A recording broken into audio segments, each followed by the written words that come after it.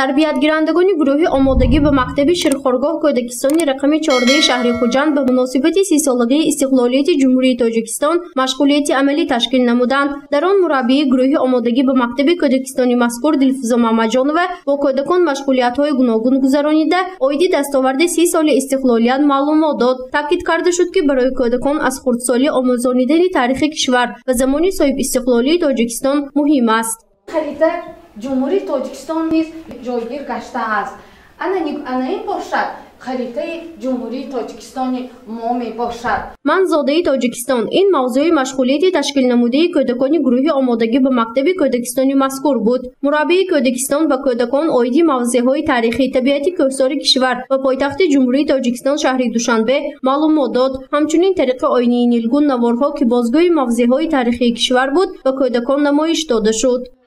рафти машғулияти кӯдаконро мудири Кӯдакистон ва намоянда аз шӯъбаи маорифи шаҳр назорат бурданд. Сармураббии Кӯдакистон Мусаббе Мӯъминова мегӯяд ҳадаф аз ташкил ва баргузории машғулияти амалӣ бо кӯдакон ин тарбияи насли наврас дар рӯҳияи ватандӯстиву хештаншиносӣ маҳсуб мешавад, зеро тарбияи дурусти насли наврас аз Кӯдакистон оғоз мешавад.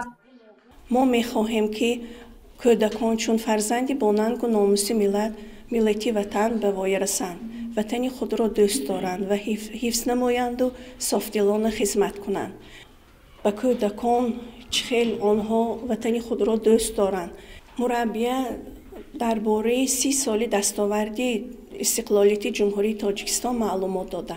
кӯдакон дар рафти машғулият дар мавзӯи Тоҷикистон, ватан ва истиқлолият шеърҳо қироат намуданд. онҳо дар рӯи коғаз бо истифода аз ширеш ва коғази ранга манзараи кӯҳсори кишварро тасвир намуданд. аз рафти машғулият маълум гардид ки мавзӯи мазкур барои онҳо низ хеле шавқовар аст.